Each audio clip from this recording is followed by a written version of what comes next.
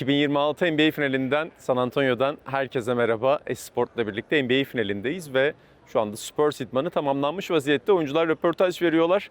Biz de Julian Champagnie'yi yakaladık. OKC serisinde Spurs'ün 7. maçta bitirdiği OKC serisinde çok kritik bir rolü vardı Julian Champagnie'nin. Bu takımın en iyi şütörlerinden biri.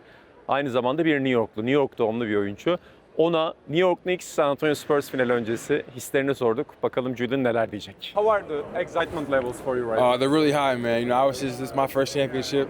It's a bunch of guys' first time playing, so just being out here, seeing the court, getting the vibes, it's been really cool so far. And you were born and raised in New York. Yep. Is that finals has a special meaning for you, extra meaning for you? For sure. I mean, obviously one of the points of playing is to go to the finals, go to the championship, but to get to do it, and play your home team, it's great. It feels great. And do you have family or friends who support New York Knicks all those years? I do. I have a couple friends who like the Knicks. We're not friends until, the series is over, but I do have some. And what do you think about your young core right now? Because you are a very young team, but you made it like an experienced team all the way to the finals. Yeah, I mean, I think we have a great young core. A lot of guys who are hungry, dogs, vicious, get out there and play hard. So I think that kind of makes up for all the lack of experience that people say we don't have. And you were like more experienced guys than most of the guys on the team, right? Yeah. How do you feel about that responsibility?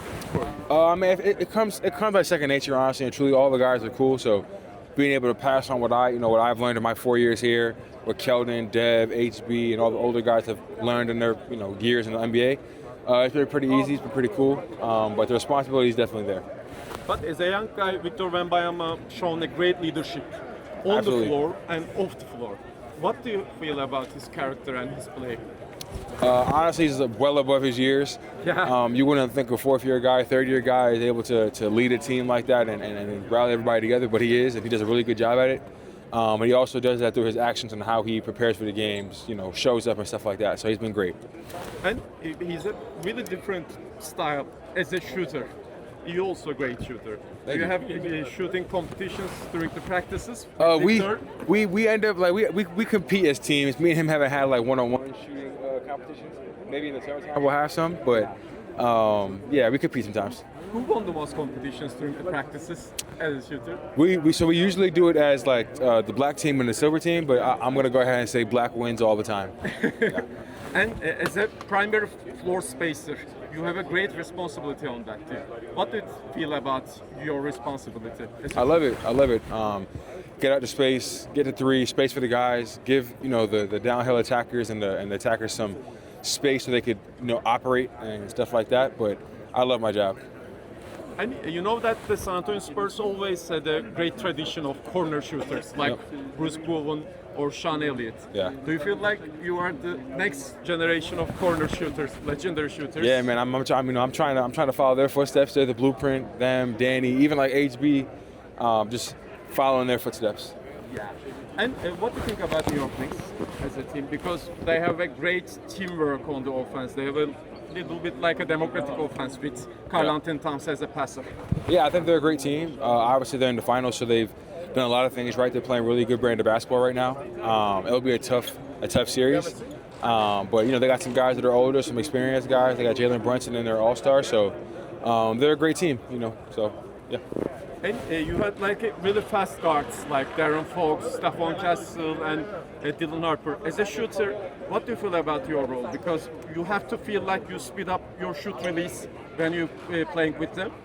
No, I think they do a really good job of finding me in my spots and stuff like that. If anything, defenses do a good job of keying in on me or keying in on them. I think the best part is it's hard to take away both. So playing with them has been great. They give me a lot of open shots. They're a big part of why I'm able to do what I can do. So shout out to them. And you were waived like 3 years ago, waived by Philadelphia 76ers. Yeah. What do you feel about your journey? You had like a one-of-a-kind journey during your NBA career. I wouldn't change it for the world. I would go through the same thing over again. I would get cut again, feel that pain, feel that agony, and kind of just channel it towards being better and getting better and stuff like that. But I love my journey.